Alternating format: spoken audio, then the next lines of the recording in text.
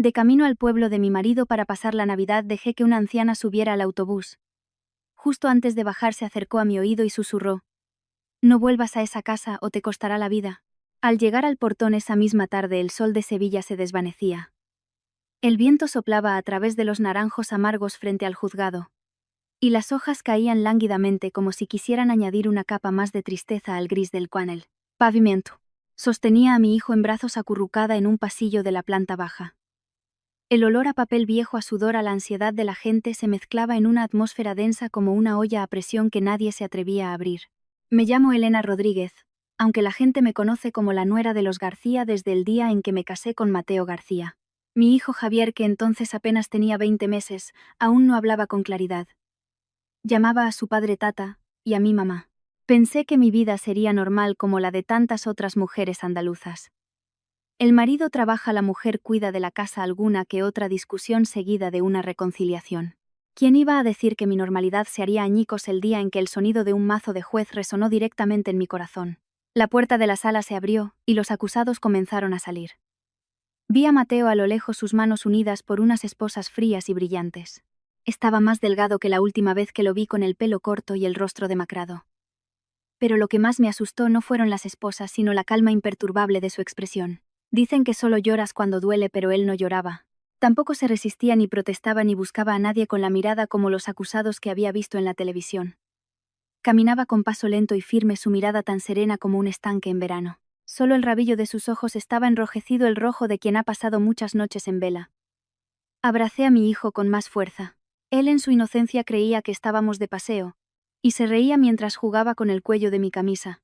Dios mío, qué ajeno estaba a todo mi hijo, mientras yo sentía que iba a derrumbarme allí mismo. Acusado Mateo García. La voz del funcionario retumbó en mis oídos dejándome sorda. Solo cuando la última frase cayó nítida y brutal: 8 años de prisión, comprendí la magnitud de la situación. Esto no era un pequeño enredo como su familia me había dicho. Me quedé paralizada con una bola de hielo instalada en el estómago. Miré a mi hijo, sus pequeñas manos aferradas a mi hombro, y pensé en 8 años. 8 años es tiempo suficiente para que un niño que balbucea se convierta en un escolar. 8 años es suficiente para que una mujer como yo vea consumirse su juventud. Condujeron a Mateo por el pasillo. Apenas pude cruzar una mirada con él. Me miró a mí. Y luego a nuestro hijo. No fue una mirada de tranquila, todo irá bien como en las películas, sino una que pedía perdón sin palabras, tragándose el orgullo. Dijo en voz baja con una ronquera que apenas pude oír: Elena, cuida del niño. Es solo un problemilla. La palabra problemilla se me atascó en la garganta. ¿Cómo un problemilla se convierte en 8 años? Pero no tuve tiempo de preguntar. Los guardias se lo llevaron. No se giró ni una vez, como si una sola mirada atrás fuera a romper la coraza de calma que tanto le costaba mantener. En ese momento miré hacia la familia de mi marido. Mi suegro Arturo estaba a unos pasos de mí con una camisa blanca impecablemente metida por dentro del pantalón, el pelo peinado, y el rostro tan tenso como la cuerda de una guitarra. No se acercó a consolarme, no preguntó cómo estaba, ni dedicó más de un segundo a mirar a su nieto. Me lanzó una mirada fugaz, fría, casi esquiva. Mi suegra Carmen, en cambio, lloraba. Lloraba a gritos, sacudiendo todo su cuerpo, repitiendo una y otra vez: Dios mío, ¿qué hemos hecho para merecer esto? Parecía desconsolada, pero extrañamente sus lágrimas no me transmitían calidez. Me sentía como una espectadora ante una obra de teatro mal ensayada. En una esquina del pasillo, Ana, mi cuñada, estaba encogida, retorciéndose las manos. Me miraba parpadeando, como si quisiera decirme algo, pero se contenía.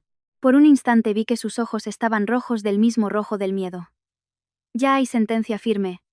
¿Qué piensas hacer?, me preguntó alguien. Era una prima lejana de la familia.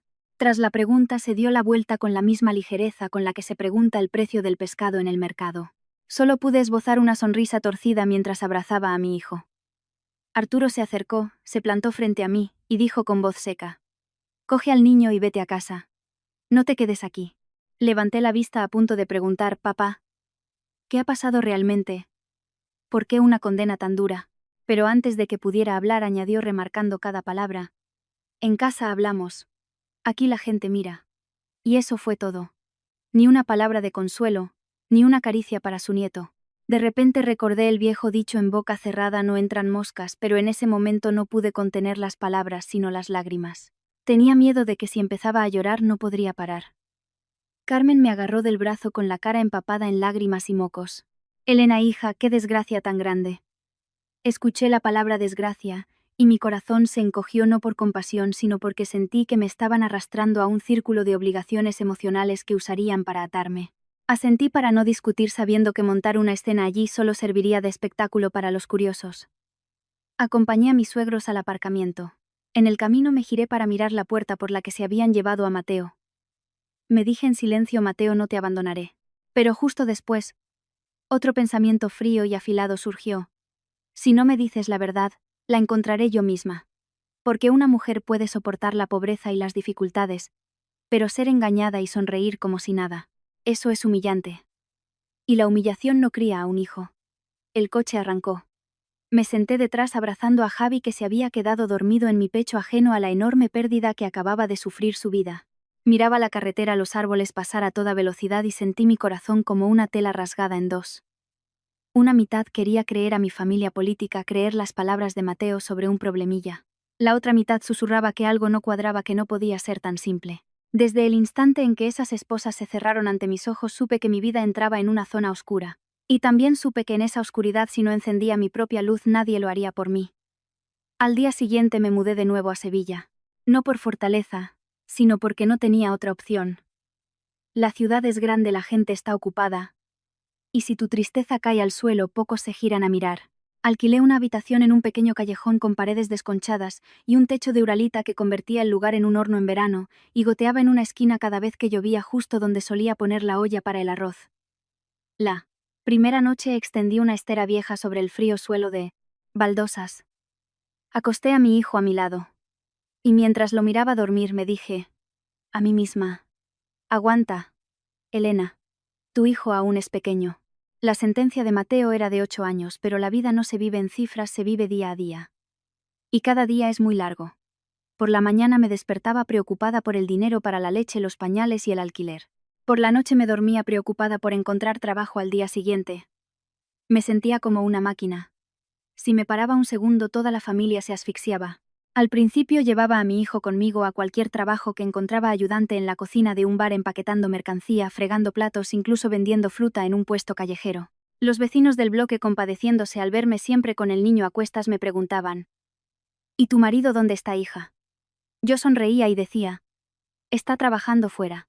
De tanto repetirlo, la mentira se hizo costumbre, una costumbre dolorosa, porque no era para que ellos la creyeran, sino para no tener que contar una historia que me anudaba la garganta. Después de unos meses precarios conseguí trabajo, el pequeño Ultramarinos de la señora Isabel, al principio del callejón. Era una tienda modesta, pero entre abrir temprano, descargar cajas de refrescos al mediodía, pesar legumbres por la tarde y apuntar en la libreta las compras a crédito de los vecinos, tenía suficiente para mantenerme a flote. La señora Isabel me miró fijamente y dijo: si eres trabajadora y honrada, te doy el trabajo. La palabra honrada me hizo escocer los ojos. En ese momento solo me quedaba aferrarme a esa palabra, porque si perdía mi integridad temía irme a la deriva. Mi hijo Javi creció entre el ruido de las motos, el sonido del cuchillo del panadero y el arrastrar de las zapatillas por el callejón. Empezó a decir mamá con claridad. Y luego aprendió a llamar a su padre. Pero cada vez que preguntaba dónde está papá, yo guardaba silencio un instante. No quería enseñarle a mentir, pero tampoco quería que viviera con miedo. Opté por una respuesta suave: papá está trabajando lejos. Cuando vuelva te llevaré a verlo. Después de decirlo siempre me giraba rápidamente, porque si lo miraba a los ojos temía romper a llorar. Las noches eran lo más difícil. Durante el día corría, trabajaba y el ir y venir de la gente me ayudaba a olvidar. Pero al caer la noche en esa diminuta habitación, solo se oía el zumbido del ventilador y el lejano rumor del tráfico. Mi alma se sentía vacía.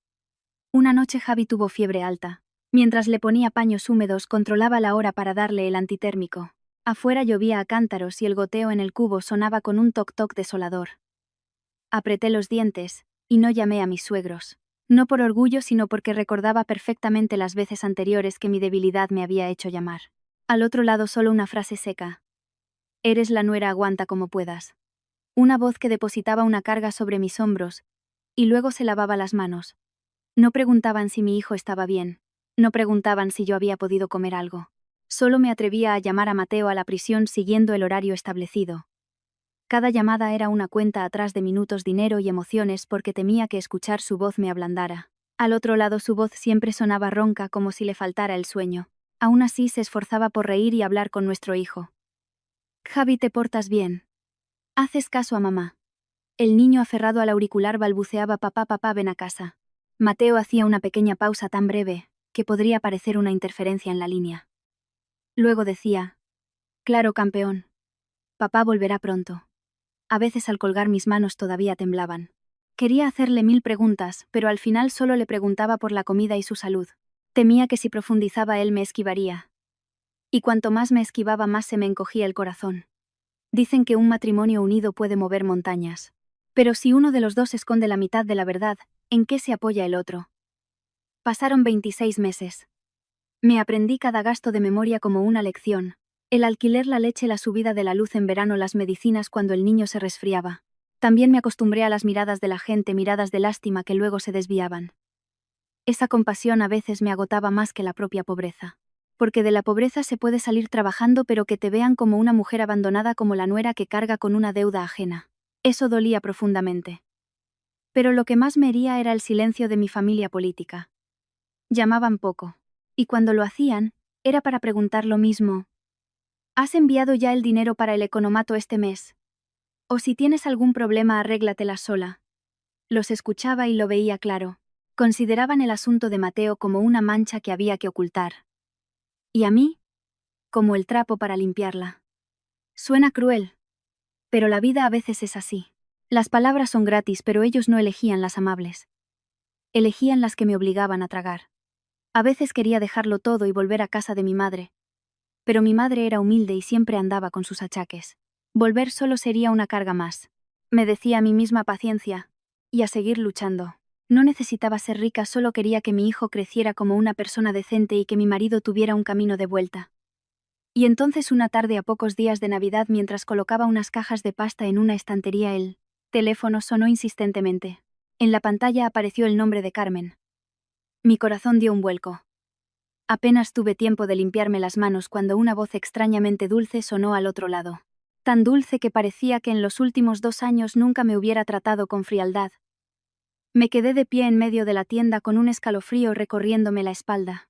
Porque entendí que en esta vida las cosas que son demasiado repentinas rara vez son simples. La llamada de Carmen esa tarde con esa voz tan extrañamente dulce me dejó paralizada en medio de la tienda. No respondí de inmediato. Miré a mi alrededor: la señora Isabel cobrando a un cliente, los niños del callejón persiguiéndose, el aroma a pan recién hecho que llegaba desde la esquina. Todo parecía normal excepto yo, que sentía como si alguien me hubiera puesto una piedra en el pecho. Sostenía el teléfono y en mi mente apareció la imagen de la casa en el pueblo, el lugar al que llegué como nuera. La casa de los García estaba al final de un camino de tierra rojiza. En verano el polvo lo cubría todo. En invierno, el barro era un lodazal. Al llegar al patio, veías una cancela de hierro pintada de verde, con el número de la casa perfectamente colocado. Una casa diseñada para que todo el mundo viera que allí reinaba el orden. A un lado una parra. En el porche unas macetas con geranios. A primera vista parecía un hogar acogedor, casi idílico. Pero ese calor a menudo era solo una fachada. Lo que de verdad importaba era lo que se decía dentro, lo que determinaba si eras o no de la familia. Mi suegro Arturo era un hombre de pocas palabras, pero cada una de ellas era una orden. Siempre llevaba la camisa metida por dentro del pantalón y le gustaba que todo estuviera limpio y ordenado. La gente del pueblo lo saludaba con un respetuoso buenos días, don Arturo.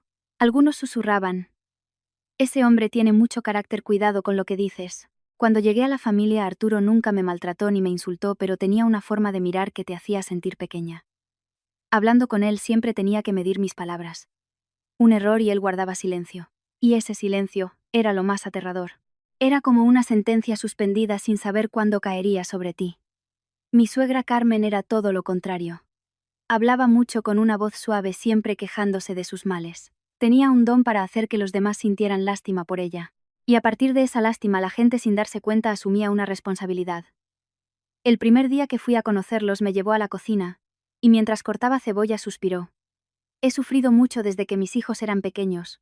En esta casa yo me encargo de todo. Al principio sentí compasión, pero con el tiempo aprendí que algunos suspiros no son para compartir una pena, sino para hacer que los demás se sientan en deuda. En la casa vivían ellos dos. Mateo el hijo mayor, luego Ana la hermana, y finalmente Héctor el pequeño. Mateo en aquel entonces, cuando volvía de trabajar fuera, ayudaba a su padre con las reparaciones y a su madre a llevar cosas al mercado. No era un hombre de palabras bonitas, pero quería a su familia de una manera silenciosa, haciendo lo que fuera necesario. Me casé con él, por eso era bueno trabajador, y siempre pensaba en los demás antes que en sí mismo. Dicen que de bueno a veces uno es tonto. Odiaba esa frase. Pero pensándolo bien, la vida a veces es cruel y te demuestra que es cierta. Héctor era su polo opuesto. Era unos años más joven que Mateo, alto, hablador rápido, y siempre con una sonrisa. Cuando llegué me llamaba cuñada con una dulzura empalagosa, pero su mirada era esquiva, como si viera en mí a una extraña que venía a ocupar su lugar. Héctor era el consentido de sus padres, siempre con la excusa de que aún es joven. Aunque esa juventud ya le daba para irse de copas, juntarse con sus amigos y gastar sin medida. A veces volvía tarde oliendo a alcohol y Carmen solo le decía con suavidad: «Venga a la cama, hijo». Si Mateo se atrevía a recriminarle algo, Arturo intervenía con voz grave: «No hagáis un drama entre hermanos». Y Mateo callaba. Recuerdo una vez durante una comida que Héctor cogió el mejor trozo de carne, se lo puso en su plato y dijo: «El hijo pequeño tiene privilegios». Carmen y Arturo rieron. Yo reí por compromiso, pero por dentro sentí una punzada. No era por el trozo de carne, era porque ese privilegio que parecía una broma con el tiempo se convertiría en una norma. Y las normas son difíciles de cambiar, como una manzana podrida que estropea el resto. A veces pensaba así, y luego me reñía a mí misma: «Vamos, Elena, no seas tan quisquillosa». Ana, la hermana, era la que más me desconcertaba. Hablaba poco siempre. Estaba en la cocina fregando platos, o en un rincón con el móvil. No era mala conmigo. Una vez, al verme agotada con el niño en brazos, me trajo en silencio un vaso de agua tibia y me dijo en voz baja: «Bebe, cuñada». Pero en cuanto sus padres hablaban, se encogía como un gato deslumbrado por los faros de un coche. Una vez le pregunté: «¿Por qué siempre pareces asustada?». Ella forzó una sonrisa y contestó: «Es la costumbre». Esa sonrisa no tenía nada de alegre. En esa casa, incluso el modo de dirigirse a los demás marcaba una distancia. Delante de mis suegros siempre decía sí padre, sí madre, con voz suave. Cuando estaba a solas con Carmen, a veces me llamaba hija con mucho cariño. Pero si yo no estaba de acuerdo con algo, cambiaba inmediatamente a un tú, con un tono que sonaba a expulsión. Entonces lo entendí. Algunas palabras no se usan para llamar, sino para poner a cada uno en su sitio. Cuando te llaman hija, estás dentro de la casa. Cuando te dicen tú de esa manera, te conviertes en una extraña. Como nuera fui paciente. No por eso pundo. Ayudaba en la cocina, en la limpieza, aprendí a leer sus caras para evitar problemas. Siempre pensé de forma simple: quien bien obra, bien acaba. Si vives con decencia, la vida te recompensa. Pero en esa casa encontré algo más, algo a lo que entonces no sabía ponerle nombre. Era la sensación de que todo giraba en torno a un centro. Y ese centro no era la justicia ni el amor conyugal, sino algo que Arturo mencionaba a menudo: las apariencias. Si un vecino venía de visita, Arturo se volvía hablador y sonriente. Carmen sacaba la mejor fruta, me llamaba para que saludara con dulzura, como si en esa casa reinara siempre la armonía. Pero en cuanto el invitado se iba, antes de que el sonido de sus pasos se apagara en la calle, el tono dentro de la casa cambiaba. Una vez mi hijo derramó un vaso de agua sin querer. Arturo no le riñó a él. Me miró a mí y dijo: «Educa a tu hijo como es debido». Fue una frase suave, pero sentí como si me hubieran dado una bofetada. Porque no solo estaba hablando de educar a mi hijo, me estaba educando a mí. Recuerdo una de las raras ocasiones en que Mateo me abrazó en el patio y me susurró: «Ten paciencia». Pero él solo sonrió con esa bondad suya, la de quien siempre elige el camino fácil para los demás y el difícil para sí mismo. Ahora, de pie en medio de Sevilla, con el teléfono en la mano y escuchando la extraña dulzura de Carmen, todos esos recuerdos volvían en tropel. No como una tormenta, sino como el agua que empapa la tierra, que cala lentamente hasta que sientes el frío. Ya no era la nuera novata que llegó a esa casa con una fe ingenua. Era una esposa que había pasado demasiadas noches en vela con su hijo enfermo. Y entendía que en la vida de una mujer, algunas trampas no están en la calle, sino en medio de una comida familiar, en un tratamiento cariñoso, en la palabra familia, que te meten por los ojos. Respiré hondo, me pegué el teléfono a la oreja y me dije: «Esta vez voy a escuchar cada palabra con atención, no para creer, sino para saber en qué me estoy metiendo». Desde que Carmen me llamó con esa voz extrañamente dulce, todo lo que hacía me parecía ir a cámara lenta.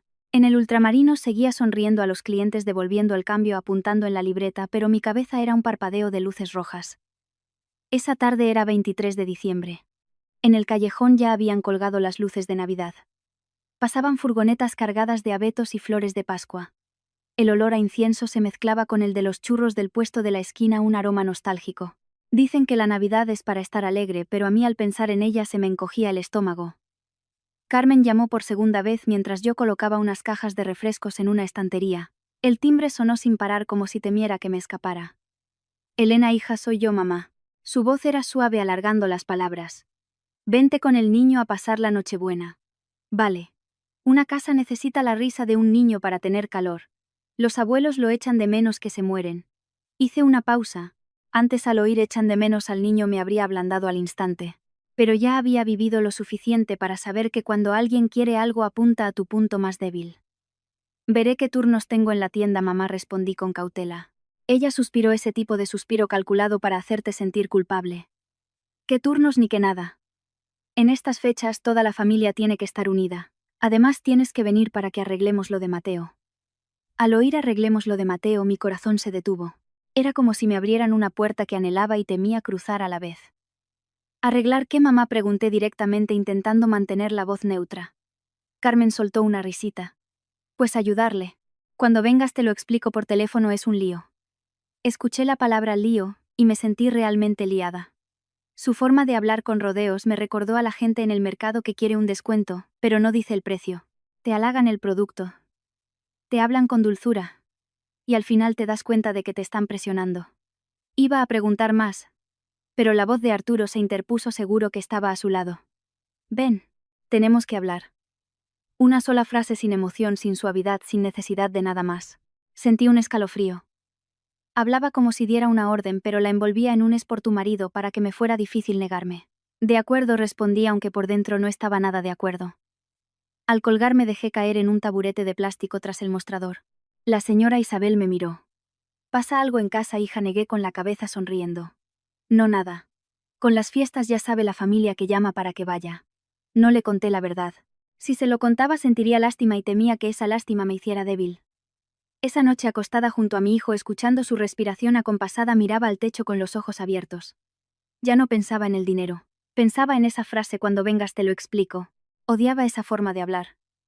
Obliga a la otra persona a adivinar, y adivinar es el camino más corto hacia el miedo. El 24 por la mañana Carmen volvió a llamar.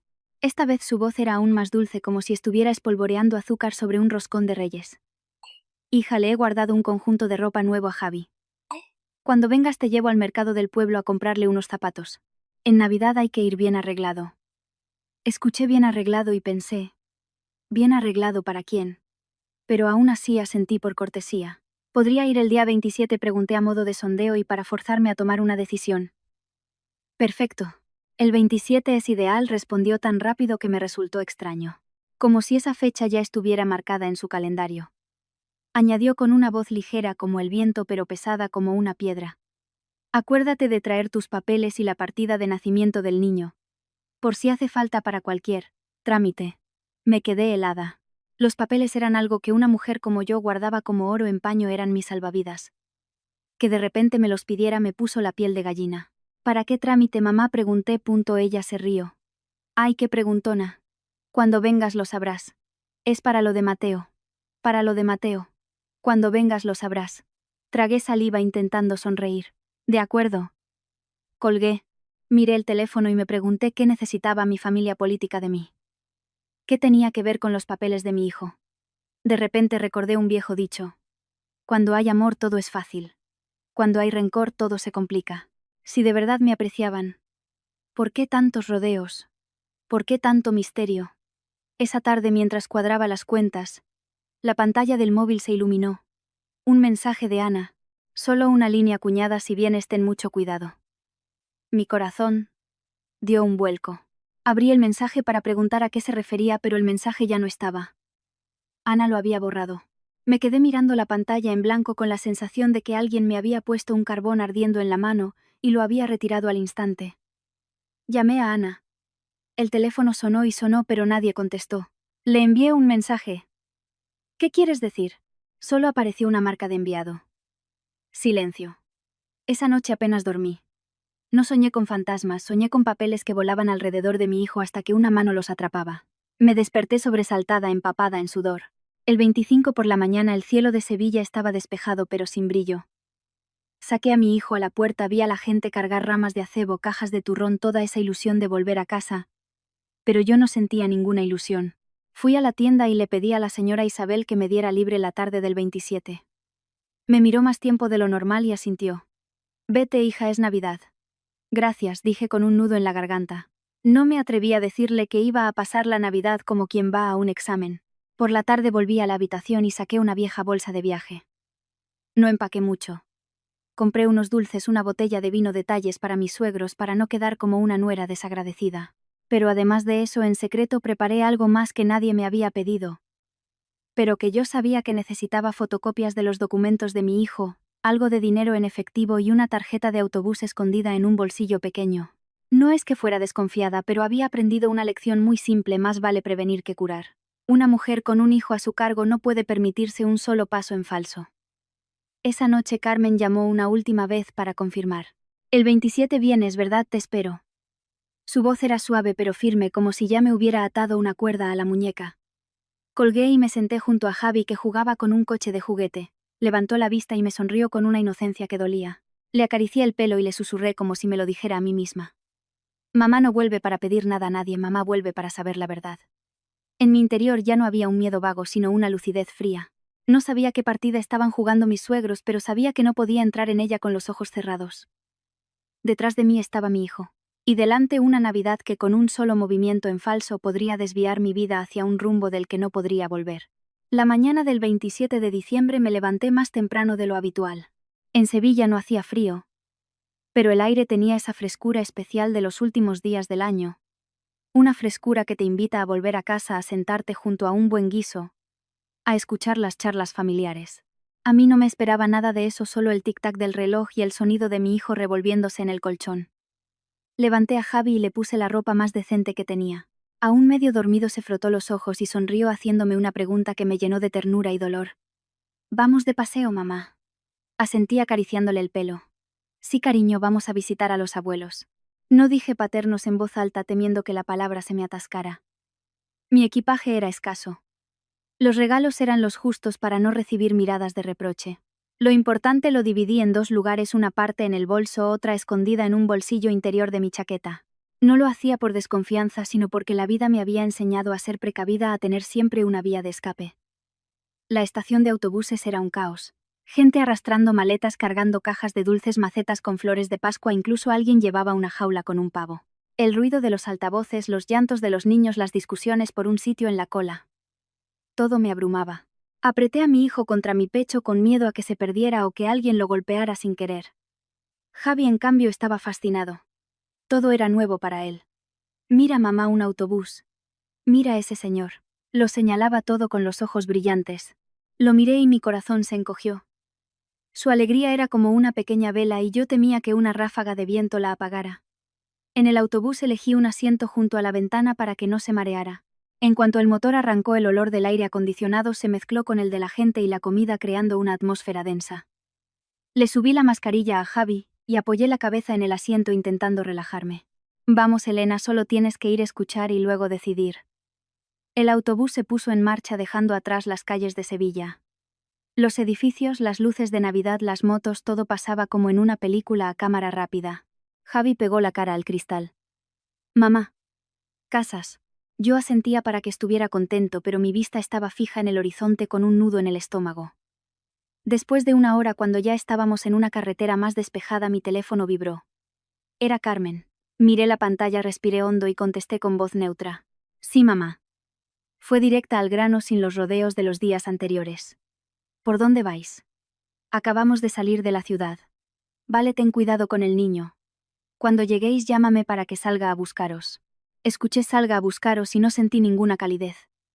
Sentí que necesitaba saber exactamente dónde estaba, cuánto tardaría en llegar, como si tuviera que preparar algo.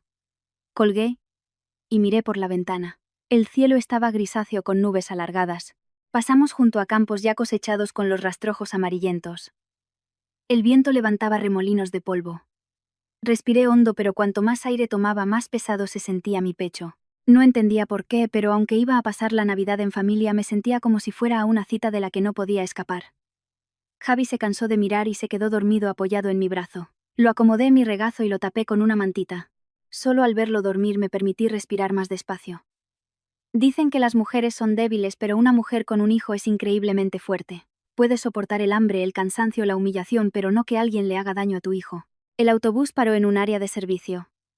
Bajé con Javi en brazos para que fuera al baño y compré una botella de agua y un bollo. Mientras me movía con dificultad, el teléfono volvió a sonar. Esta vez era Arturo. Instintivamente me puse derecha. Sí, padre. Su voz era tan seca como siempre, como si estuviera en una reunión de negocios. ¿Cuánto falta? Llegaremos por la tarde, padre. Bien. Venid directos a casa. No os entretengáis por ahí. Y eso fue todo. Ni un. ¿Habéis comido ni un? ¿Estáis cansados del viaje? Sentí la garganta seca. Asentí aunque él no podía verme. Sí. Al colgar noté que tenía las manos frías. La mujer que vendía agua me miró. ¿Vuelves a casa por Navidad, hija? Forcé una sonrisa. Sí, vuelvo. La gente dice vuelvo con alegría. Yo lo decía como si nombrara una tormenta. De nuevo en el autobús me quedé en silencio. No me atreví a escribirle a Ana. Su mensaje de ten mucho cuidado seguía clavado en mi mente. Una advertencia sin explicación. Quizás por miedo a que la descubrieran, o quizás porque ni ella misma se atrevía a nombrar el peligro. Me dije a mí misma que lo mejor era esperar ver y oír por mí misma antes de actuar.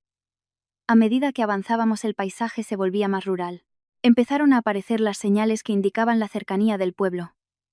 Sentí mi corazón latir de forma irregular. A veces pensaba que era ridículo. ¿Quién va a pasar la Navidad tan tenso como si fuera un examen? Pero para mí la palabra Navidad ya no significaba dulces y risas. Era una pregunta sin respuesta. Cerca del desvío hacia el pueblo, el autobús redujo la velocidad. La carretera se hizo más estrecha, flanqueada por pequeños bares de pueblo, y algunos eucaliptos altos cuyas hojas susurraban con el viento. Abracé a Javi con más fuerza y una sensación de inquietud ya no vaga sino muy real se apoderó de mí. Era como caminar y oír que alguien te llama por tu nombre a tus espaldas. Te giras, no ves a nadie, pero un escalofrío te recorre la nuca. Recordé un viejo dicho. Tanto va el cántaro a la fuente que al final se rompe. Yo no estaba buscando problemas, pero aún así sentía ese frío. Me mordí el labio mirando a mi hijo dormido. No podía dar marcha atrás. Tampoco quería, al menos no todavía. Nora, Dora, Dora. Solo sabía que en el momento en que las ruedas del autobús tomaran ese desvío, una decisión muy clara se había formado en mi interior. No iba a dejar que nadie me manipulara más con palabras bonitas. Tenía que proteger mi dignidad y el futuro de mi hijo. Justo cuando el autobús aminoraba en el desvío hacia el pueblo, el conductor se detuvo unos minutos, probablemente para recoger a más pasajeros. Miré por la ventanilla y vi al borde de la carretera a una anciana muy menuda de pie junto al tronco de un eucalipto. Llevaba en la mano una bolsa de plástico roja y desgastada, y su abrigo descolorido delataba muchos inviernos. Estaba allí mirando pasar los coches, pero ninguno se detenía. La escena me recordó a mi abuela, que en paz descanse, que solía esperar el autobús al final del camino con su cesta en la mano y las piernas temblorosas. No soy rica ni especialmente caritativa, pero en vísperas de Navidad ver a una anciana sola en la carretera me ablandó el corazón. Me acerqué al conductor y le dije en voz baja: «Perdone, ¿podríamos preguntarle a esa señora a dónde va? Si va en nuestra dirección podría subir». El conductor me miró, probablemente pensando que era una molestia, pero al ver que llevaba un niño en brazos asintió. «Si quiere, dígale que suba». Bajé la ventanilla y la llamé. «Señora, ¿a dónde va? Si vamos por el mismo camino, suba con nosotros». La anciana se giró. Sus ojos, aunque nublados por la edad, eran agudos. Nos miró a mí, a mi hijo y luego al autobús como sopesando la oferta. Un momento después se acercó y, agarrándose al marco de la puerta, subió. Se sentó en el asiento delante de mí, soltando un largo suspiro. En cuanto se sentó, un olor a mentol y hierbas medicinales llenó el aire, un olor familiar y honesto. Me tranquilizó, era el olor de una persona mayor y sencilla, no de alguien que finge. Le ofrecí mi botella de agua. Bebió un sorbo para calmar la sed. La aceptó, asintió y dijo: «Gracias, hija». Su voz era ronca pero cálida. Mi hijo se había despertado. Se frotó los ojos y miró a la anciana incorporándose. Le susurré: «Javi, saluda a la señora». Javi, muy obediente, juntó las manos como le habían enseñado en la guardería. «Hola, señora». La anciana sonrió mostrando sus encías. «Qué niño más educado». «¿A dónde va usted, señora?», le pregunté. Respondió lentamente: «Voy a mi aldea cerca del pueblo.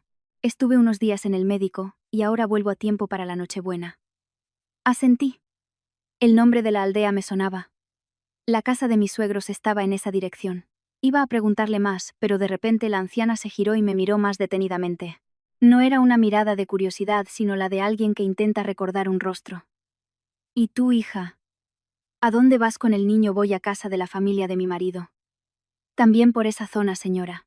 La anciana volvió a mirar a mi hijo, luego a la bolsa que yo tenía a mis pies. Preguntó con un tono casual.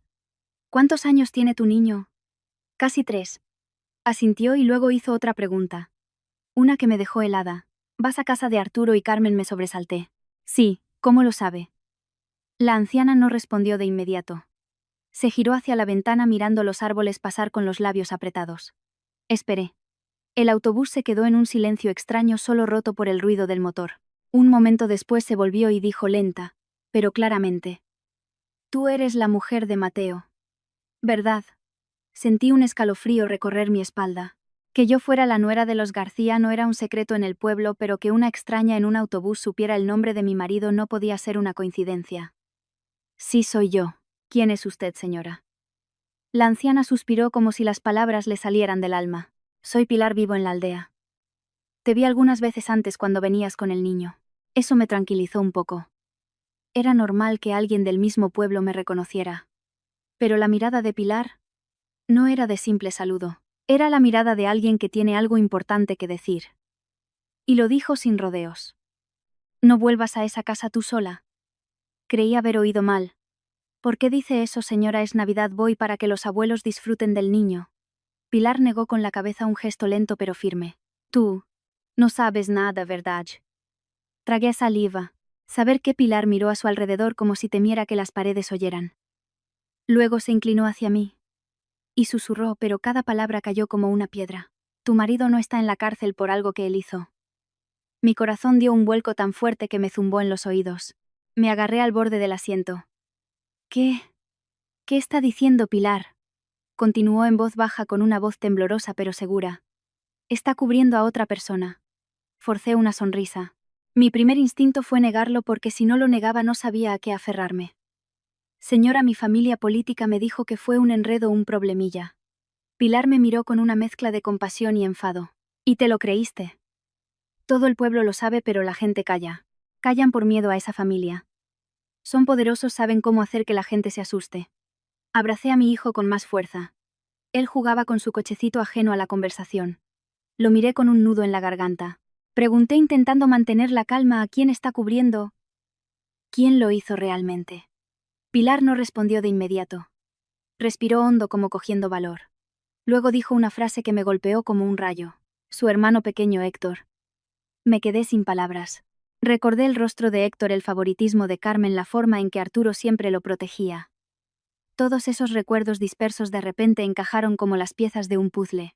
Pregunté con la voz rota: señora, ¿está segura? Pilar me miró directamente a los ojos. Soy vieja. ¿Qué gano yo inventando historias? Hubo un problema muy gordo, la policía investigaba, y ellos se las arreglaron para que Mateo se declarara culpable. Al decir esto sus ojos se enrojecieron. Mateo quiere a sus padres, quiere a su hermano. Y cargó con la culpa. No te lo dijo por miedo a que cogieras al niño y lo dejaras. Escuchaba sus palabras y sentía que el suelo desaparecía bajo mis pies. Quería llorar, pero las lágrimas no salían, estaban congeladas en mi pecho. Recordé la calma de Mateo en el juzgado. Esa calma de alguien que ya estaba preparado. En ese momento sentí que algo no cuadraba. Ahora empezaba a entender qué podía ser. Pilar me apretó suavemente la muñeca y continuó con voz baja y urgente. Si vuelves ahora no es para celebrar la Navidad. Te quieren allí para que firmes unos papeles, para que pongas tu nombre, para que cargues con la parte de la deuda que ellos necesitan que alguien cargue. Si firmas eso después no podrás decir que no sabías nada. Sentí un frío que me recorría desde la nuca hasta los pies. No sabía cuánto de verdad había en sus palabras, pero sabía una cosa. Pilar no tenía ninguna razón para inventarse una historia así en medio de un autobús lleno de gente. Y su forma de hablar no era la de un simple rumor. Miré por la ventana. La carretera hacia el pueblo de mi marido seguía recta bajo un cielo gris y ventoso. Mi hijo levantó la vista y me sonrió con inocencia. Me sentí como si estuviera frente a dos puertas. Una era dar la vuelta a una seguridad temporal. La otra era seguir adelante y enfrentarme a una verdad que podría destrozar la Navidad y mucho más. Respiré hondo y dije con una voz que me sorprendió a mí misma por su firmeza. Voy a ir, señora. Tengo que aclarar esto. No puedo dejar que mi marido siga así. Pilar me miró durante un largo rato y luego asintió lentamente. Entonces déjame ir contigo. Soy vieja, no se atreverán a hacerte nada si estoy yo delante. No supe si mi decisión fue valiente o temeraria. Solo supe que desde el momento en que oí el nombre de Héctor unido a las palabras cargar con la culpa, algo en mí cambió. Porque si lo que Pilar decía era cierto, no solo habían encarcelado a mi marido, sino que habían engañado toda mi vida. En cuanto llegamos al pueblo, Pilar pidió bajar un poco antes para no llamar la atención. Sentí mi corazón latir con fuerza. La gente que vuelve a casa por Navidad suele tener prisa por llegar a la comida. Yo por primera vez en mi vida tenía miedo de que la familia a la que me dirigía me viera llegar demasiado pronto. Bajé del autobús con Javi en brazos. El niño miró al cielo con los ojos brillantes pensando que le esperaba una fiesta de dulces. Me cogió de la mano y caminó a mi lado preguntando sin parar. Mamá, la abuela tiene caramelos. Yo solo asentía para que estuviera contento mientras mi corazón se sentía arañado por dentro. Pilar caminaba a mi lado con su bolsa roja y la espalda encorvada pero con paso firme. No habló mucho, solo me advirtió. Mantén la calma. Quieren que te pongas nerviosa para que aceptes cualquier cosa. Esa frase me devolvió la lucidez. La vida era así. No necesitaban derribarte, solo necesitaban asustarte. El camino hacia la casa seguía igual. A ambos lados setos de hibiscos. Algunas casas tenían bandejas de fruta en el patio. De una radio lejana llegaba el sonido de una copla. El olor a leña quemada y a dulces caseros flotaba en el aire. Debería haberme sentido acogida, pero cada paso que daba era más frío. A lo lejos vi el portón de la casa de los García. Las luces de Navidad parpadeaban en azul y rojo como si celebraran algo. En la mesa del porche había un frutero lleno, un gran jamón, un par de botellas de vino y varias bandejas de turrón. Todo tan perfecto que me pregunté si habían sido igual de detallistas en sus visitas a Mateo durante los últimos 2 años. En cuanto me vio, Carmen salió corriendo. No era la carrera espontánea de la alegría, sino la de alguien que ha estado esperando en la puerta vigilando. Abrazó a Javi con fuerza, sonriendo de oreja a oreja. «Ay, mi nieto, por fin has vuelto». Mi hijo encantado le devolvió el abrazo riendo. Observé la escena con el corazón dividido entre la pena y la cautela. Sabía que los niños son los más fáciles de manipular, y también lo que más ablanda a una madre. Arturo estaba en el patio con las manos a la espalda. Asintió una vez. No preguntó por el viaje, no preguntó si estaba cansada. Dijo como una orden: entrad. Solo esas 2 palabras me hicieron sentir que no era una invitada, sino alguien a quien se convoca para una tarea. Crucé el umbral intentando mantener una expresión serena. Pilar entró detrás de mí y saludó a Arturo con un educado «Buenas tardes, señor Arturo». Él le lanzó una mirada de reojo con una mueca de disgusto por su presencia. Carmen también se detuvo un segundo, pero enseguida sonrió. «Anda, Pilar. ¿De dónde viene usted?». Su tono era más un interrogatorio que un saludo. Pilar respondió con total naturalidad. «Vengo del médico. Y me encontré a Elena por el camino. Así que aprovechamos el viaje». Lo dijo de forma concisa, sin dar más explicaciones, como alguien que sabe que hablar de más es un error. El ambiente en la casa era extraño. Estaba todo muy bien decorado, pero las risas sonaban huecas. Oí el tintineo de los cubiertos en la cocina, el arrastrar de una silla y luego silencio. Ana se asomó por la puerta de una habitación. Al verme parpadeó, quiso salir, pero se echó para atrás como un pájaro asustado ante una trampa. No la llamé, solo la miré. Y esa mirada fue suficiente para que se escondiera. Carmen dejó a Javi en el suelo, le dio un caramelo, y acariciándome el pelo me preguntó con una dulzura empalagosa. «Mucho trabajo en Sevilla, hija. Llegas bien a bien de fin de mes. Si necesitas algo, pídemelo». Casi me eché a reír. En 2 años. Nunca había escuchado esas palabras de su boca. Como se suele decir, cuando la amabilidad es excesiva hay que tener cuidado. Arturo, sentado en el sillón principal, carraspeó «Cenamos y luego hablamos». Esa frase «luego hablamos» hizo que se me encogiera el estómago. Miré a Pilar. Ella no me miró a mí, simplemente se sentó en el borde de una silla observándolo todo en silencio como una experta observadora. La cena se sirvió rápidamente. La mesa estaba más llena de lo normal para una familia que supuestamente estaba de luto. Guiso de carne, sopa de ajo, un pollo asado perfectamente troceado. Todo parecía calculado para compensar la falta de afecto. Carmen no paraba de ponerme comida en el plato. «Come, hija, estás muy delgada. Una mujer necesita fuerzas para criar a un hijo». Yo solo comía un poco por cortesía. No quería llenarme, temía que dijeran algo que me hiciera atragantar. Intenté sondear el terreno con una pregunta inocente. «Mamá, ¿Cómo está Mateo últimamente? Carmen forzó una sonrisa. No hablemos de cosas tristes en Navidad, hija. Vamos a cenar tranquilos. Me giré hacia Arturo. Papá, ¿está enfermo o algo? Arturo dejó los cubiertos sobre la mesa con voz seca. Ya es mayorcito para cuidarse solo. Sentí un nudo de rabia en la garganta, pero me lo tragué.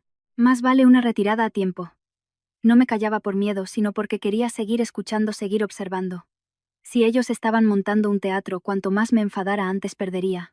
Javi comió un poco y salió a jugar al patio. Carmen lo siguió con la mirada, y luego se volvió hacia mí bajando la voz. Hija, ¿has traído los papeles del niño? La pregunta cayó sobre la mesa con la ligereza de una pluma pero el peso de una roca. Dejé los cubiertos y la miré directamente. ¿Para qué los necesitas, mamá? Ella se apresuró a responder con una sonrisa nerviosa. Por si hay que hacer algún trámite. Es por tu bien, hija. Asentí como si lo entendiera, pero por dentro ya había levantado un muro. ¿Qué tipo de preocupación requiere pedir los papeles justo en medio de la cena delante de toda la familia? Fue entonces cuando Pilar intervino con su voz pausada. Los papeles de un niño los guarda su madre. No son algo que se pida a la ligera en la cena. El rostro de Carmen se tensó, pero enseguida volvió a sonreír. «Ay, Pilar, qué desconfiada es usted». Pilar respondió cortante. La prudencia alarga la vida. La tensión en la mesa aumentó. Arturo golpeó suavemente el borde de su plato con el tenedor mirándome como si me estuviera evaluando. Cuando terminemos vamos al salón a hablar. Sí, respondí, pero ya sentía la espalda fría. Sabía que la cena era solo el aperitivo. El plato fuerte era ese hablar.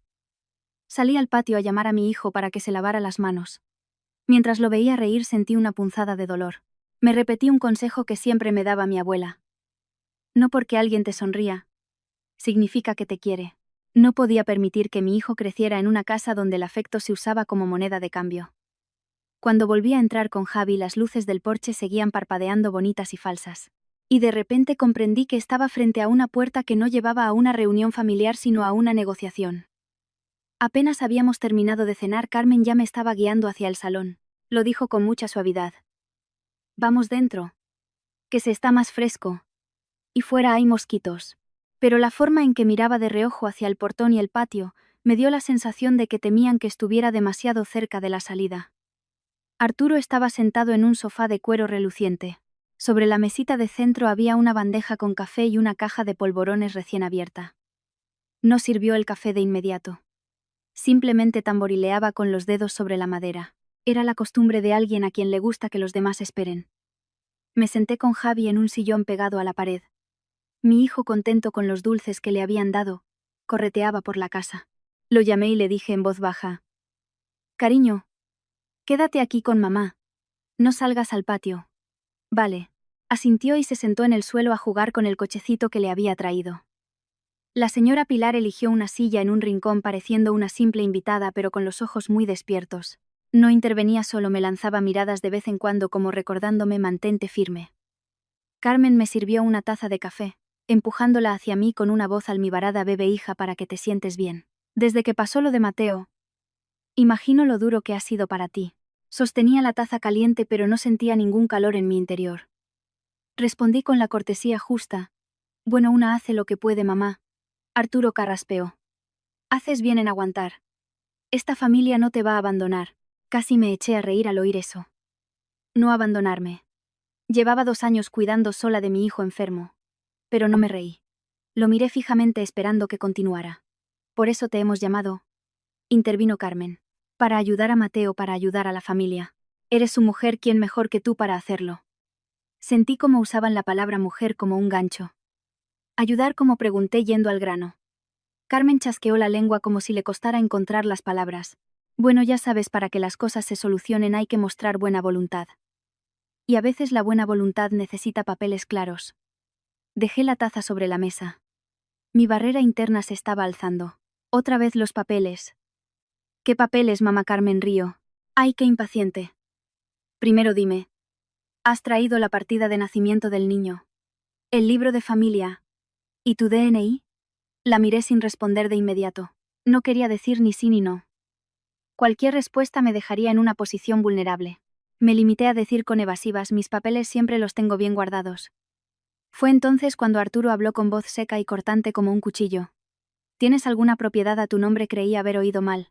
Lo miré y repetí, perdón padre, frunció el ceño, propiedades, tierras, cuentas bancarias. Si tienes algo a tu nombre, dilo claramente. Esa pregunta fue como una bofetada a mi dignidad.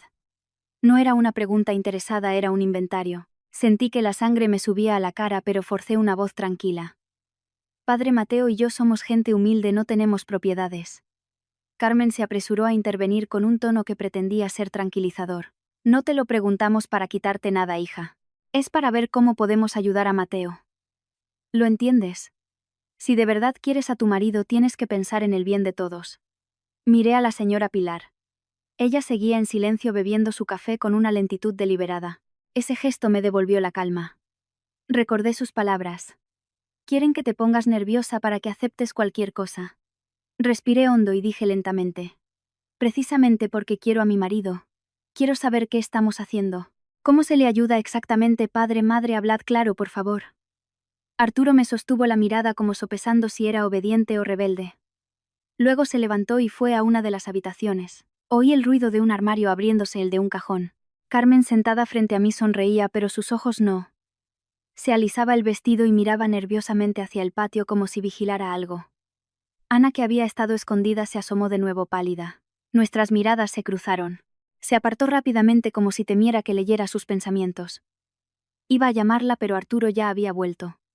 En sus manos traía una carpeta de plástico gruesa y vieja. La dejó caer sobre la mesa con un golpe seco que sobresaltó a mi hijo. Carmen cambió inmediatamente su tono a uno suave como el algodón. Mira, hija. Los papeles ya están preparados. Solo tienes que firmar. Y todo se arreglará. Firma para salvar a tu marido. Aún no había abierto la carpeta, pero la palabra firmar me heló la sangre. La señora Pilar apoyó las manos en sus rodillas con una mirada afilada como una navaja. Y Arturo me miraba fijamente como si mi respuesta ya estuviera escrita en esos papeles. Apoyé las manos en el borde de la mesa, miré directamente a Arturo y luego a Carmen. Dije con voz clara. No voy a firmar nada sin leerlo primero. Arturo. Replicó con voz grave, léelo. Pero después firmas. No respondí sí como siempre. Simplemente acerqué la carpeta hacia mí. El tacto del plástico frío en mis dedos hizo que mi corazón diera un vuelco. No era miedo. Era la certeza de que me estaban poniendo en una balanza. Abrí la carpeta. La primera página era un documento de compromiso lleno de texto denso y con un sello rojo brillante. La tinta aún estaba fresca. Leí cada línea lentamente, sabiendo que la prisa podía ser una soga en mi cuello. Carmen, frente a mí, retorcía las manos suspirando. Venga, hija, lee rápido y firma, que no hay tiempo que perder. Arturo, con los brazos cruzados, no me quitaba los ojos de encima. No me metía prisa con palabras, sino con su mirada. Pasé a la segunda página, luego a la tercera. Cuanto más leía, más seca sentía la garganta. Lo llamaban un acuerdo de reparación de daños, apoyo a la familia afectada, condiciones para una reducción de condena. Sonaba muy noble, pero lo importante estaba al final en negrita. La persona responsable del pago, la que asumía la deuda, la que firmaba la obligación, era Elena Rodríguez. Levanté la vista y pregunté manteniendo la compostura. Padre, ¿por qué este papel está a mi nombre? Vosotros sois sus padres. ¿Por qué no lo firmáis vosotros? Carmen, sobresaltada, respondió rápidamente con dulzura forzada. Ay, hija, que lo firmes. Tú o nosotros es lo mismo, somos familia. Así es más fácil para los trámites. Nosotros ya somos mayores para tanto papeleo. La miré y dije lentamente. Decís que sois mayores, pero este papel me ata de por vida a mí. Arturo golpeó la mesa con los dedos. Basta de rodeos. Firma de una vez. Volví a mirar los papeles. Esta vez busqué las cifras. Y allí estaban en un anexo. El importe total para la reparación y gastos de gestión era de 80.000 euros. Debajo, en letra pequeña. En caso de impago, la firmante asumirá toda la responsabilidad civil correspondiente. Sonreí amargamente. Una mujer que trabaja en un ultramarinos y cría a su hijo en Sevilla. ¿De dónde iba a sacar 80.000 euros? Me giré hacia Arturo. Padre, una pregunta. Si firmo, ¿de dónde saco 80.000 euros? No soy un banco. Carmen se apresuró a intervenir con la voz a punto de quebrarse. Tú solo firma para que vean que tenemos buena voluntad. Luego nosotros ya pediremos un préstamo. Venderemos algo. Pero si no firmas, no nos ayudarán. La miré directamente. ¿Ayudar a Mateo? ¿O ayudar a otra persona, mamá? La pregunta cayó como una piedra. Ana, en el umbral, tembló. Arturo entrecerró los ojos. ¿Qué estás diciendo? No me eché atrás. Ya había llegado demasiado lejos. Solo quiero saber por qué de repente hay que pagar una cantidad tan grande. Si lo de Mateo era solo un problemilla. ¿De dónde sale una deuda de 80.000 euros? Carmen apretó los labios con la mirada inquieta. Arturo golpeó la mesa con la mano, un golpe seco que hizo temblar las tazas de café. Mi hijo se sobresaltó. Gritó pero conteniéndose. Que no era más respondona. Te he dicho que firmes y firmas. Acerqué a mi hijo, puse una mano en su espalda y mi voz se volvió fría. Soy su nuera, sí. Pero también soy una persona. Y no voy a firmar un papel que me convierte en deudora sin entender por qué. Arturo me señaló con el dedo. ¿Quién te ha metido esas ideas en la cabeza? Ha sido esa vieja. Lo miré directamente. Nadie. He leído el papel y no tiene sentido. Fue entonces cuando la señora Pilar habló con su voz de anciana pero firme. Esos papeles están muy bien redactados. Si no lees con cuidado una firma te arruina la vida. Le digo la verdad, no la presionen. Arturo se giró bruscamente hacia ella. Usted cállese. Y no se meta en los asuntos de mi familia. Pilar sonrió con desdén. Cuando en los asuntos de familia se meten policías, deudas y se intenta engañar a una nuera, ya no son solo asuntos de familia. Carmen rompió a llorar, pero esta vez su llanto no era suave. Es que no quieres a tu marido, Elena. Quieres que se pudra ahí dentro. Firma y lo sacaremos pronto. Si no firmas lo hundirán del todo. Me miraba fijamente, usando el amor por tu marido como una soga. Respiré hondo. Sabía que si cedía estaba perdida. Dije muy claramente: precisamente porque quiero a mi marido no firmo a ciegas. Si firmar esto lo salvara de verdad lo haría ahora mismo. Pero este papel no lo salva a él. Salva a otra persona. Arturo gruñó. ¿A quién? Lo miré sin apartar la vista. A Héctor. El aire en el salón se volvió irrespirable. Carmen dejó de llorar con los ojos muy abiertos. Ana casi se desmaya apoyándose en el marco de la puerta. Arturo se puso de pie de un salto con la cara roja de ira. ¿Cómo te atreves? Yo seguía sentada pero con la espalda recta. Sentí que algo dentro de mí se había roto la cuerda de la sumisión. Dije lentamente: me atrevo porque soy la mujer de Mateo. Llevo 2 años criando a mi hijo sola. Si Mateo está pagando por la culpa de otro, no voy a seguir cargando yo con la deuda. Carmen se abalanzó hacia mí, siseando entre dientes ya sin llamarme hija. Así que lo sabes, ¿eh? Pues eres la nuera de esta familia. Y tienes que ser sensata. ¿O es que no te hemos dado de comer? Esa última frase fue un insulto directo. Respondí cortante. No. Nunca me habéis dado de comer. Me he mantenido a mí misma y a vuestro nieto. Arturo señaló hacia el patio.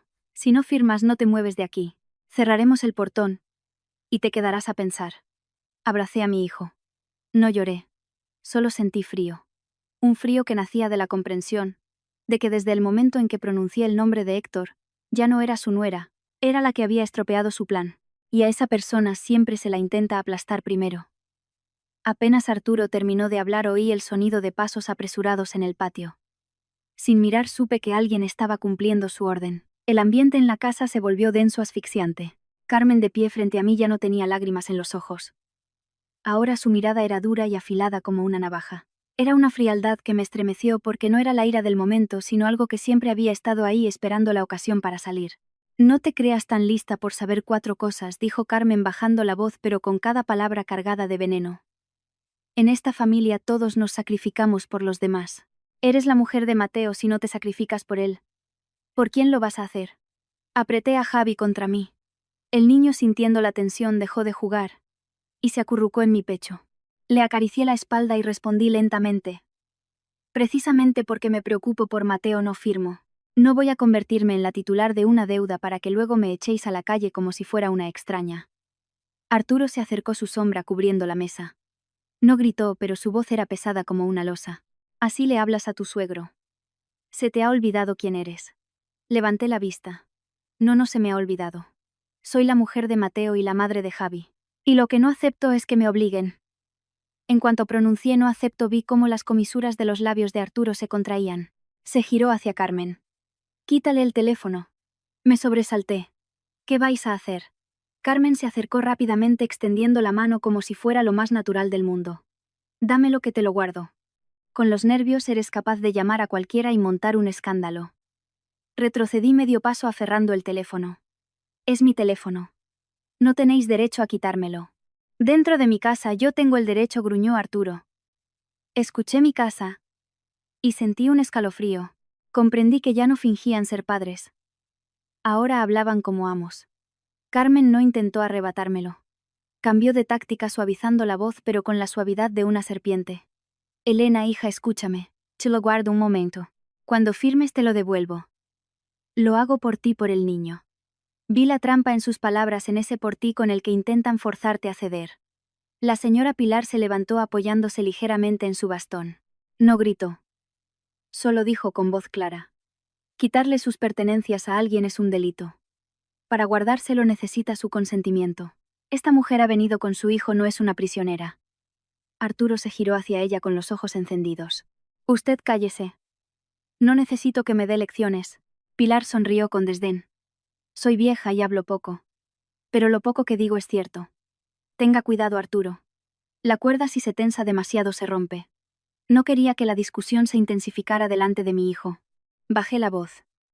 Padre, madre, solo os pido una cosa. No me obliguéis a tomar otras medidas. Arturo resopló. Otras medidas. Me estás amenazando, negué con la cabeza. No os amenazo. Digo la verdad. Quien nada debe, nada teme. Yo no he hecho nada malo, no tengo miedo. Arturo se acercó señalando la carpeta. Firma. Puse una mano sobre el hombro de mi hijo, y con la otra empujé la carpeta lejos de mí. No firmo. Un silencio denso cayó sobre la habitación. Oí el tic-tac del reloj de pared. Entonces Carmen exhaló con fuerza y dijo con voz gélida. Muy bien. Si no firmas te quedas aquí. A ver qué dice la gente cuando se entere de que la nuera ha abandonado a la familia en Nochebuena. Nos dejarás en ridículo. Lo entendí al instante. Querían convertirme en la culpable. Si me iba dirían que era una ingrata. Si me quedaba me presionarían hasta que cediera por agotamiento. Su estrategia era más retorcida de lo que había pensado. Miré hacia la puerta. El portón de hierro ya estaba cerrado. Oí claramente el sonido del cerrojo como una bofetada. Javi se sobresaltó y me agarró la ropa. Mamá, vámonos. Me incliné y le besé la frente forzando una sonrisa. Sí, cariño, ahora nos vamos. Arturo se giró hacia Ana y le espetó. Ana, vigila al niño. Ana, aterrorizada, balbuceó. Sí. Se acercó, pero sus manos temblaban tanto que no se atrevió a coger a su sobrino. Al verla sentí lástima. Estaba atrapada entre el miedo y la lealtad familiar. Pero la lástima no iba a salvar a nadie en ese momento. Carmen volvió a extender la mano, esta vez sin pedirlo. El teléfono. Lo agarré con fuerza. No. Arturo dio un paso hacia mí, su voz grave resonando en la habitación. Si quieres que todo vaya bien, dámelo. Si quieres montar un escándalo, quédatelo. Lo miré directamente, mi mente trabajando a toda velocidad. Entendí que si se lo proponían podían quitármelo por la fuerza, y luego decir que estaban educando a la nuera. No podía permitir que mi hijo viera una escena así. Les di el teléfono, pero no como una rendición. Miré a Carmen a los ojos y dije claramente. Te lo doy porque no quiero que mi hijo se asuste. Pero recuérdalo, lo guardas, no lo tocas. Carmen me lo arrebató y se lo guardó en el bolsillo respondiendo secamente. Así se hace. Una buena nuera es obediente. Escuché la palabra nuera y sentí un sabor amargo. Arturo señaló hacia las escaleras. Sube al niño a la habitación a descansar. Mañana hablaremos. No me moví de inmediato.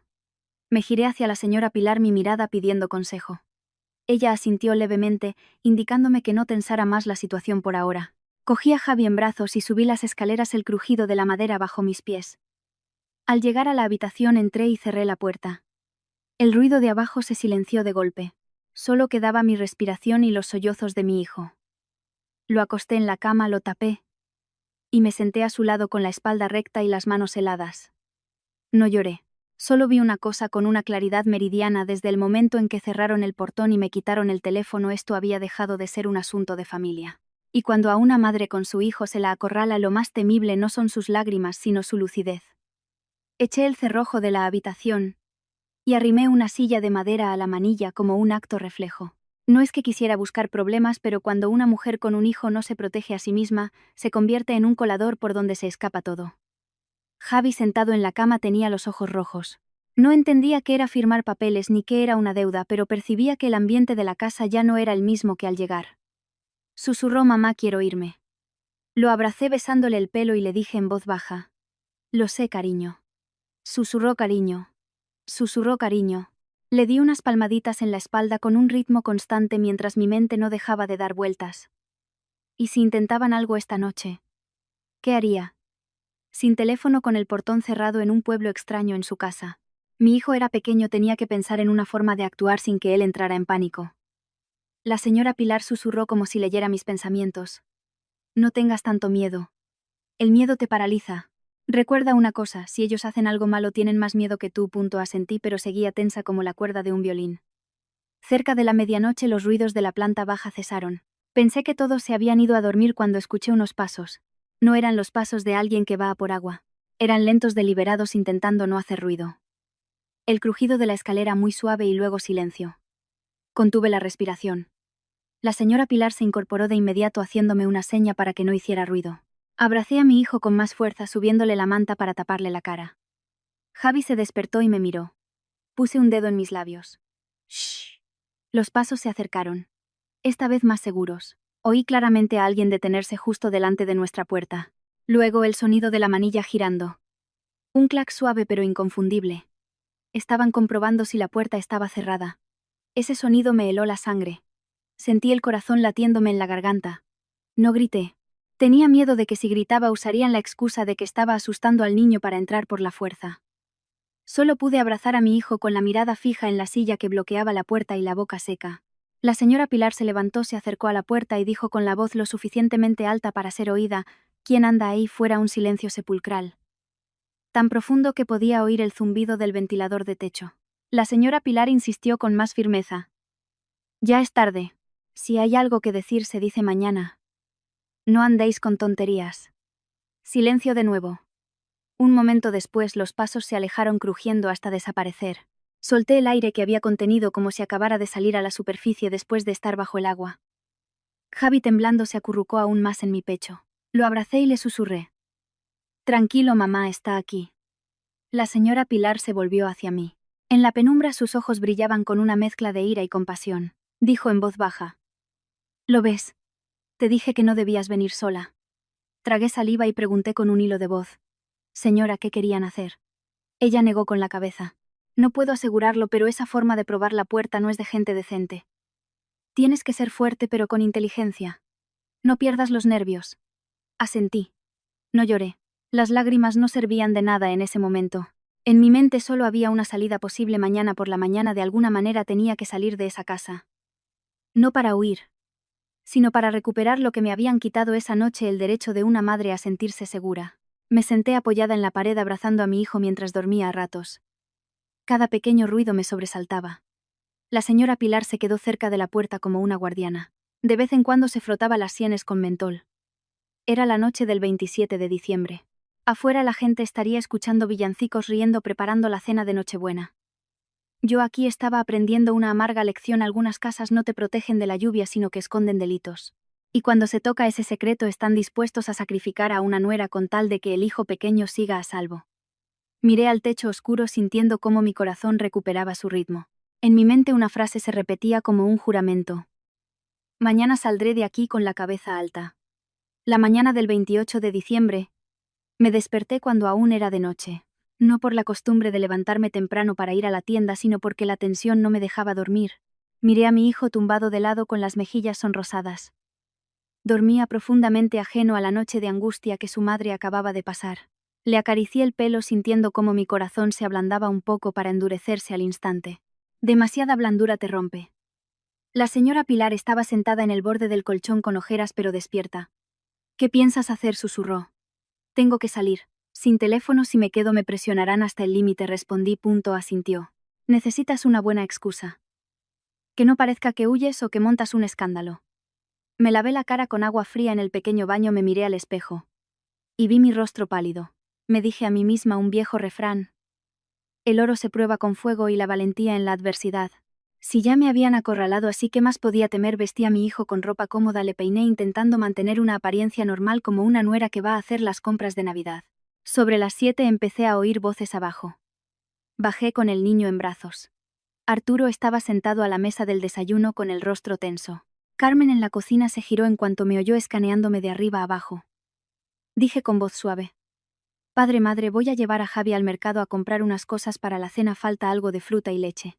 Vuelvo enseguida. Carmen respondió al instante más rápido de lo normal. Voy contigo. Sabía que no querían perderme de vista. Antes de que pudiera decir nada, la señora Pilar bajó las escaleras apoyándose en su bastón. Yo también voy con ella. Tengo que pasar por la farmacia. Carmen se quedó parada. Arturo miró a Pilar con los labios apretados. Yo me quedé callada. A veces la victoria depende de quien hable por ti. La presencia de Pilar anciana pero firme hizo que la oferta de Carmen pareciera lo que era una vigilancia. Carmen forzó una sonrisa. No se moleste, Pilar. No es molestia. Un paseo me viene bien para las piernas. Arturo carraspeó. Id, pero volved pronto. Sí, respondí y salí con mi hijo. En el momento en que el portón se abrió sentí que volvía a respirar. El aire de la calle olía a polvo y a churros, pero para mí era el aroma de la libertad. No fui al mercado. Giré directamente hacia el cuartel de la Guardia Civil. La señora Pilar caminaba a mi lado con paso lento pero seguro. Mientras andaba, miraba a mi hijo temiendo que preguntara algo. Pero Javi solo me abrazaba el cuello mirando los coches. De vez en cuando señalaba algo, y yo solo asentía intentando que no notara que su madre estaba temblando. Al llegar al cuartel bajé a Javi, y le cogí la mano con fuerza. Entré en la oficina de atención al ciudadano, y di mi nombre, mi dirección y el motivo de mi visita. Mi voz no era alta. Intenté hablar con la misma claridad con la que apuntaba las deudas en la libreta, de forma concisa y sin adornos. Expuse 3 puntos principales. Primero, que mi familia política me estaba coaccionando para firmar unos documentos que me hacían responsable de una deuda de 80.000 euros con la excusa de ayudar a mi marido. Hice hincapié en que no me habían dado una explicación clara y me habían puesto en una situación de presión para que firmara. Segundo, que cuando me negué y empecé a hacer preguntas me habían retenido contra mi voluntad, cerrando el portón, quitándome el teléfono y creándome una sensación de encierro. Aclaré que estaba con mi hijo pequeño y que una vecina aquí presente era testigo. Tercero, y lo que me obligaba a denunciar, era mi sospecha de que estaban encubriendo un delito y obligando a otra persona a asumir la culpa. Dije la verdad, que solo tenía el testimonio de una vecina sin pruebas, pero que el comportamiento de mis suegros y la insistencia en que firmara me hacían creer que había algo turbio que debía investigarse. El guardia que me atendió se puso muy serio. Me hizo varias preguntas para aclarar los hechos: quién había redactado los papeles, si los había visto alguien más, si conservaba alguna copia, desde cuándo me habían quitado el teléfono, si me habían amenazado directamente. Respondía todo con la verdad sin especular. Añadí un detalle que me dolía recordar: la extraña calma de mi marido el día de la sentencia, como si ya lo esperara, y que durante todo este tiempo nunca me había contado la verdad. Cuando le preguntaron a la señora Pilar fue breve. Dijo que vivía en el pueblo, que había oído rumores durante mucho tiempo, que había visto a la familia hacer muchos movimientos extraños, y que esa mañana me había acompañado por miedo a que me obligaran a hacer algo. No se anduvo con rodeos, solo dijo aquello de lo que podía dar fe. El guardia tomó notas, y me dijo que mantuviera la calma. Informaría a sus superiores, y por la tarde irían a la casa a investigar. Me recomendó que mientras tanto evitara confrontaciones, no firmara absolutamente nada y mantuviera a mi hijo a salvo. Al oír no firmé nada sentí que me habían lanzado un salvavidas. Salí del cuartel con mi hijo, todavía nerviosa pero con las ideas claras. Sabía que acababa de hacer algo que nunca me había atrevido a hacer: llevar un asunto familiar ante la ley. Pero también entendí que hay cosas que dejan de ser familiares cuando se usan para pisotear la dignidad y el futuro de una madre y su hijo. De vuelta a casa, la señora Pilar me dijo en voz baja: has hecho lo correcto. Hay un refrán que dice: al pan pan y al vino vino. A veces hay que ser así de claro. No respondí de inmediato. Solo abracé a mi hijo con más fuerza. El miedo seguía ahí, pero ahora tenía una forma definida. Y cuando el miedo tiene forma, sabes cómo enfrentarte a él. Al llegar al portón, antes de entrar, vi a Carmen esperándonos en el porche con la mirada nerviosa. Entré con Javi manteniendo la calma. Ya estamos aquí, mamá. No me preguntó qué había comprado. Me preguntó con una ligereza que escondía una acusación. Habéis tardado mucho en el mercado. Había mucha gente, respondí. Hablar de más era un error. Entré y me senté con mi hijo sin dejar que se alejara. Arturo en la mesa del desayuno no me miraba. ¿Dónde habéis estado?, preguntó sin dirigirse a mí directamente. En el mercado, padre, dije diciendo solo media verdad. La otra media no era necesaria en ese momento. Carmen forzó una sonrisa cambiando de tono. Bueno, lo de esta mañana fue un malentendido. Es Navidad, no estemos enfadados. Ve a la cocina a comer algo. Escuché malentendido y sentí un escalofrío. Un malentendido era cerrar el portón, quitarme el teléfono, intentar abrir la puerta de mi habitación por la noche. Pero no discutí. No tengo hambre. Gracias. Me senté con mi hijo y le di una galleta. La señora Pilar se sentó en su rincón como una simple visitante. Su calma me dio fuerzas. Poco después de las 3 de la tarde una moto paró fuera. Oí voces. Mi corazón dio un vuelco pero no lo demostré. Arturo se levantó. Carmen se arregló el pelo nerviosamente.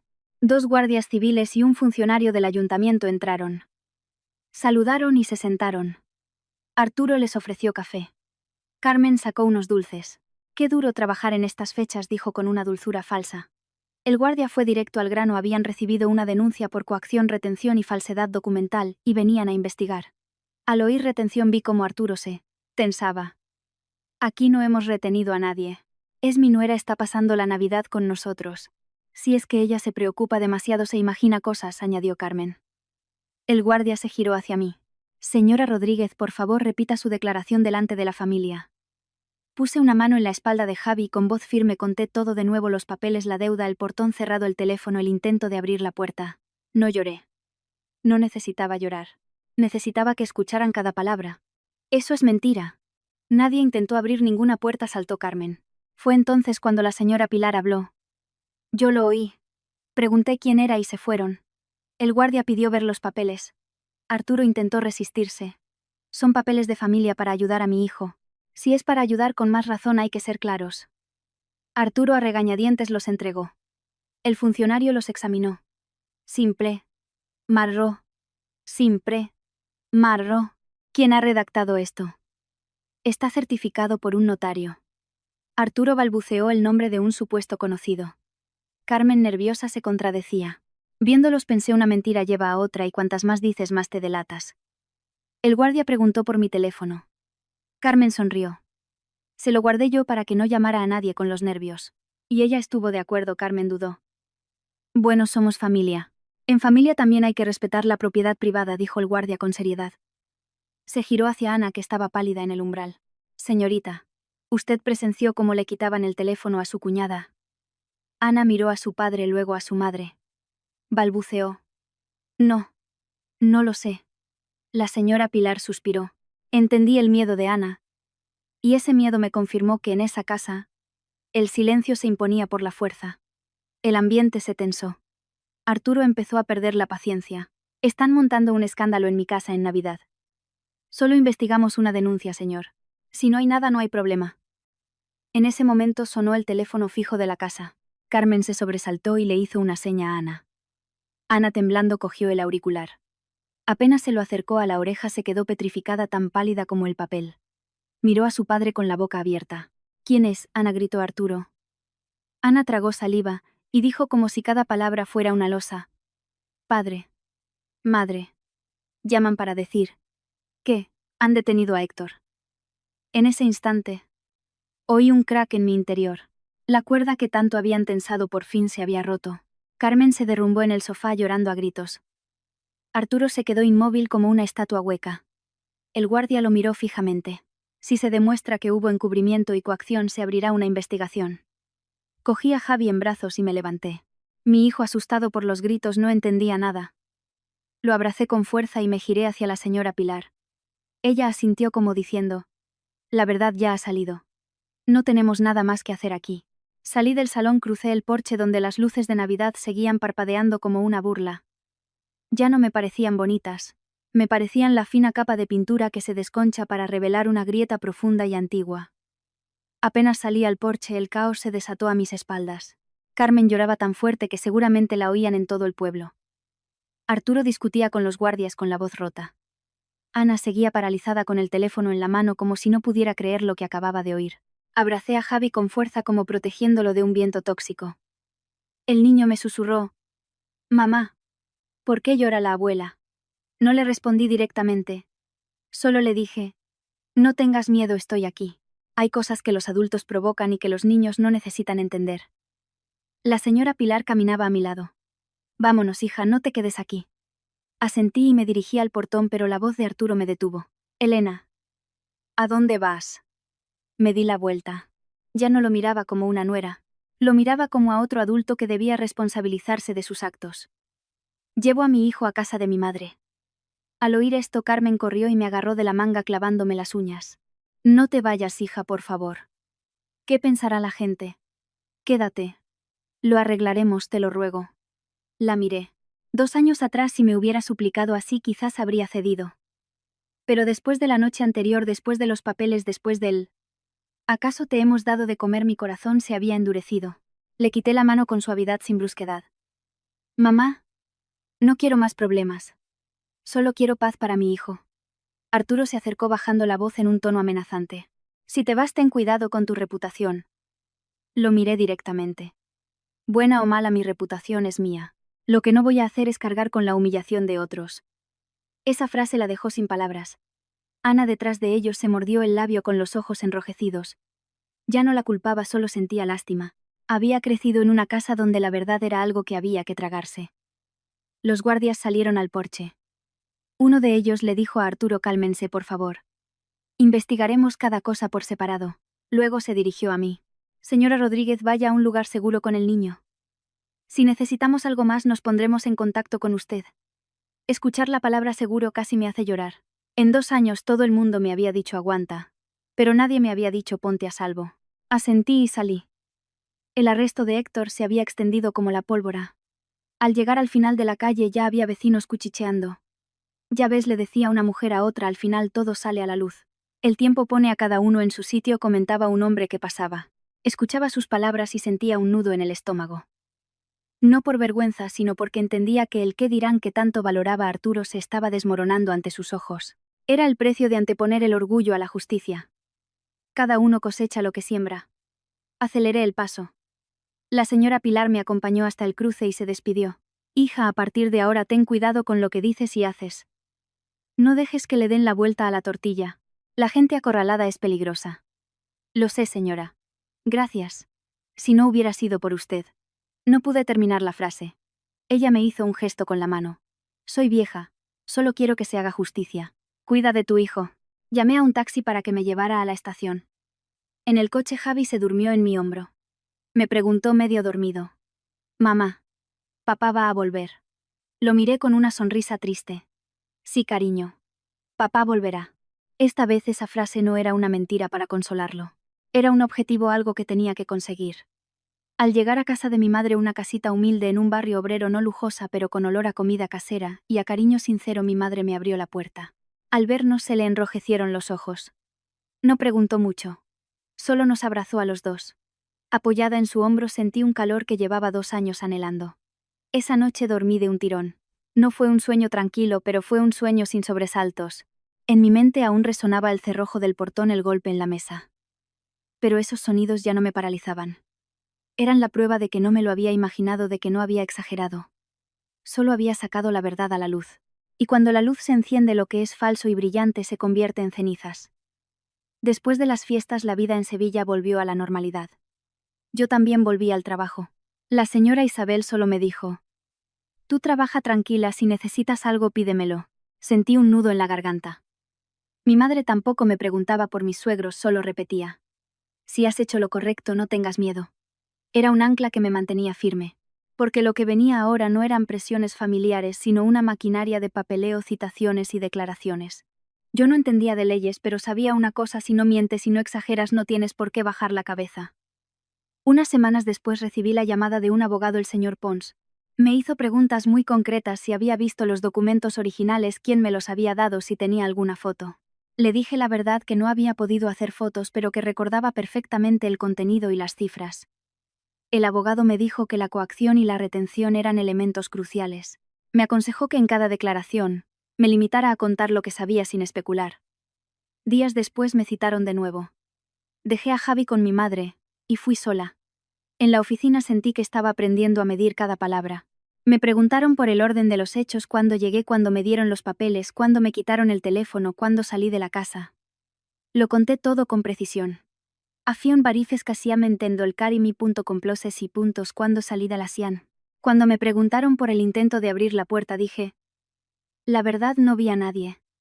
Solo oí la manilla y los pasos, y que la señora Pilar fue testigo. Lo que me sorprendió fue que la familia García ya no hablaba con una sola voz.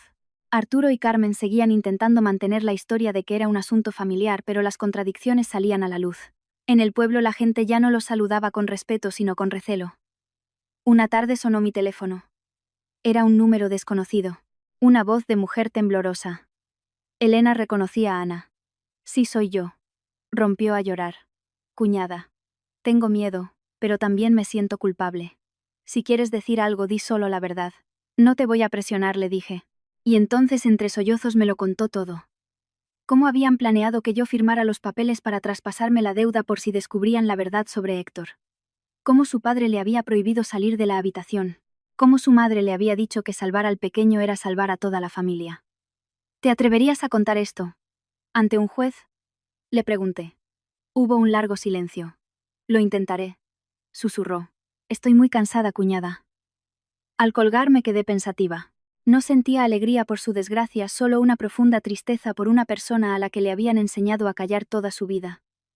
Los días siguientes fueron una mezcla de trabajo y espera. Ya no llamaba a Mateo para quejarme. Solo le decía: estoy solucionando las cosas. Tú mantente fuerte. Hasta que una mañana el abogado Pons me llamó.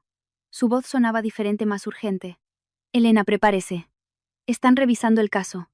Es posible que le concedan a Mateo la libertad provisional. Muy pronto.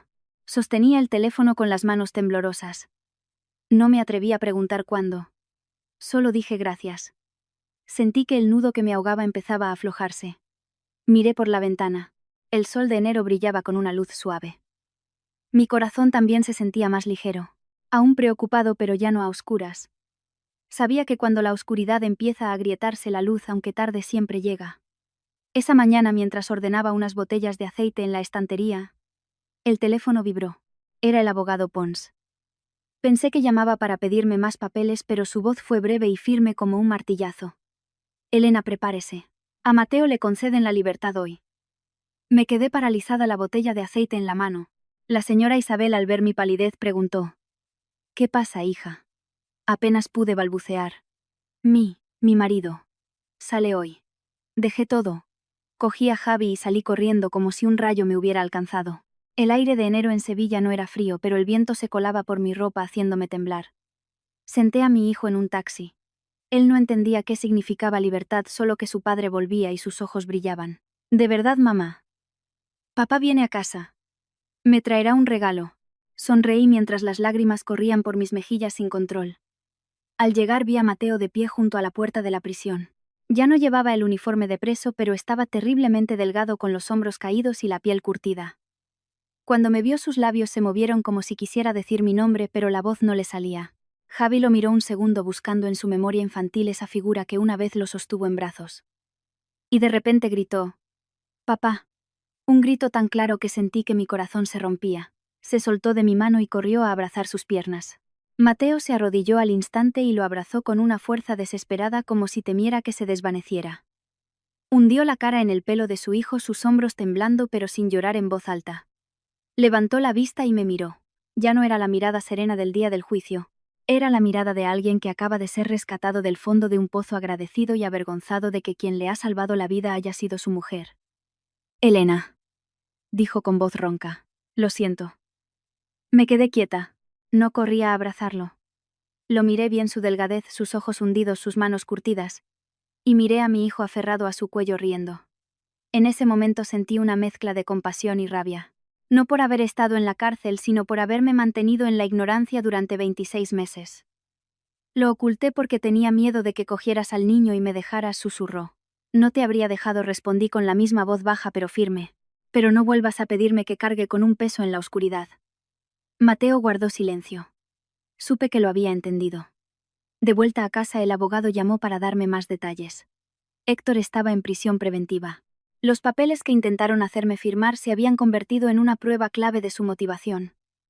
Mi suegro estaba siendo investigado por encubrimiento y coacción. Mi suegra ya no tenía lágrimas con las que manipular a nadie. No sentí alegría por su castigo, solo el alivio de quien por fin suelta una carga que nunca debió llevar. Esa noche, en nuestra pequeña habitación alquilada, cociné un guiso. Javi se sentó frente a su padre contándole cosas de la guardería, incluso cómo le preguntaba a mamá dónde estaba, y ella siempre decía que trabajando lejos. Mateo lo escuchaba con los ojos enrojecidos. Cuando el niño se durmió, se acercó a mí. Pensé que si cargaba yo con todo sería suficiente. No me di cuenta de que te estaba arrastrando conmigo. Querer a tu familia está bien, le dije. Pero cuando ese cariño pisotea la justicia se convierte en un delito. A partir de ahora viviremos con la verdad. Y no cargaremos con la culpa de nadie más. Asintió. Ah, solo quiero que mi hijo crezca sin tener que bajar la cabeza por los errores de otros. Entonces respondí. Empezamos ahora. La lección que aprendí de todo esto es que una mujer puede soportar las dificultades, pero nunca debe cargar con la culpa y la humillación por los delitos de otros. Y que una familia solo es fuerte cuando se construye sobre la verdad, no sobre el engaño.